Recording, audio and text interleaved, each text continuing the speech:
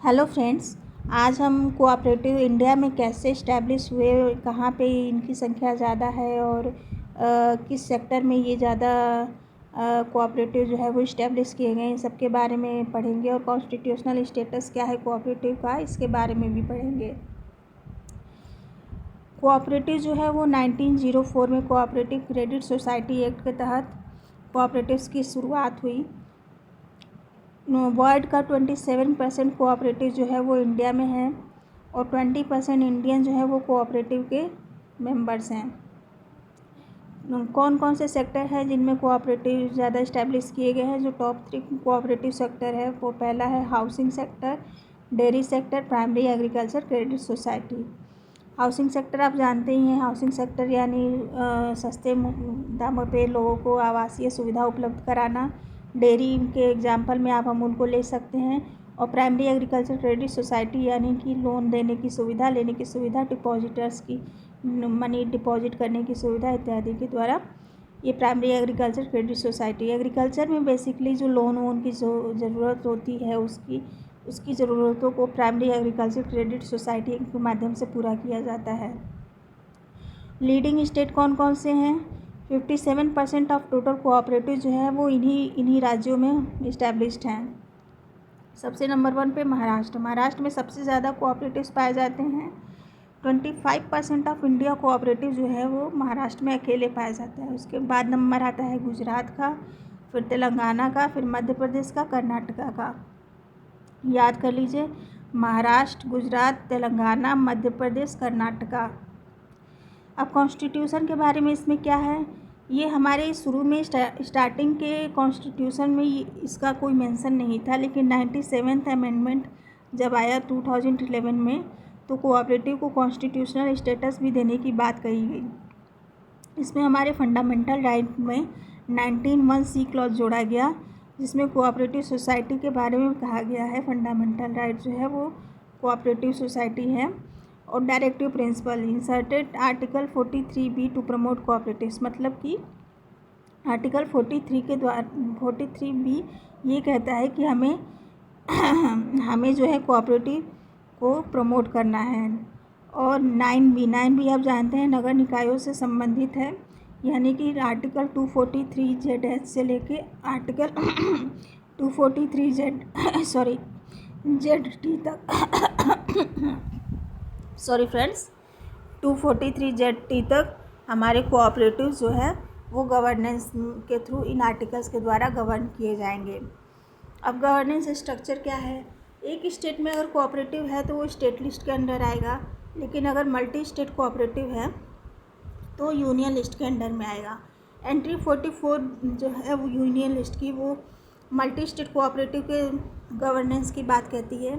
और entry 32 state list की जो है कॉन्स्टिट्यूशन की, वो स्टेट कोऑपरेटिव के गवर्नेंस की बात करती है।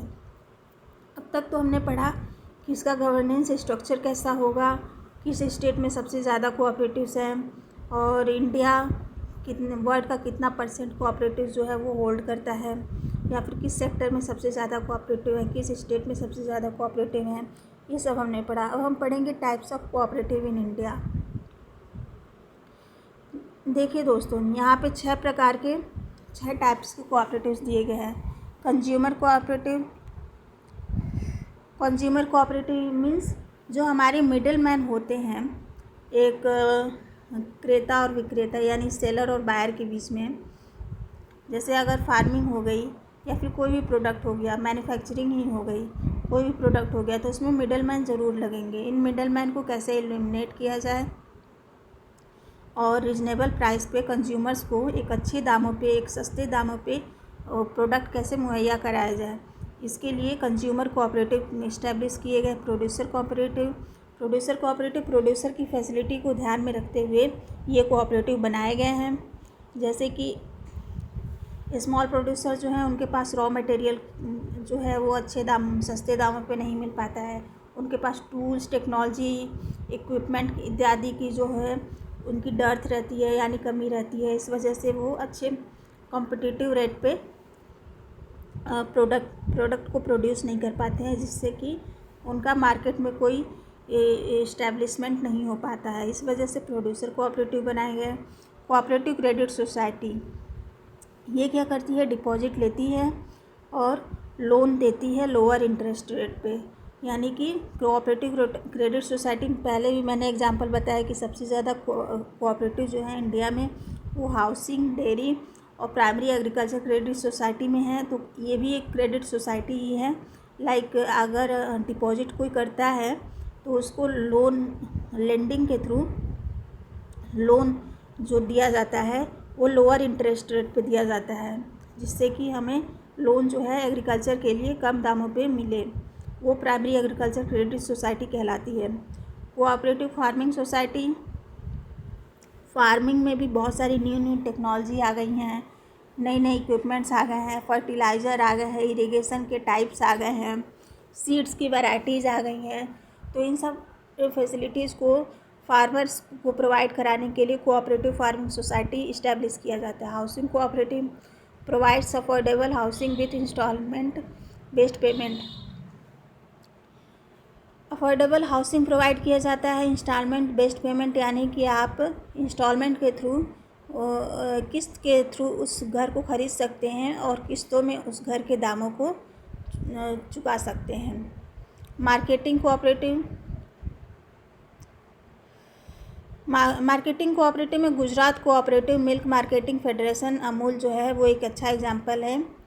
Farmers help farmers sell produce profitably, यानी कि आप मार्केटिंग यानी कि कैसे किसी प्रोडक्ट को अच्छे दामों पे बेच सकें, ये मार्केटिंग कोऑपरेटिव का मेन मोटो रहता है कि कैसे किसी प्रोडक्ट को अच्छे दामों पे मार्केट में बेच सकें।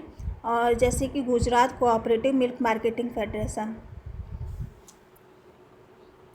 थैंक यू दोस्तों, आज बस इतना ही, नहीं तो लेक्चर बहुत लंबा हो जाएगा। आई होप कि आपको ये लेक्चर पसंद आया होगा। अगर पसंद आया होगा तो अपने कमेंट शेयर करना ना भूलें और वीडियो को लाइक ज़रूर करें। Thank you.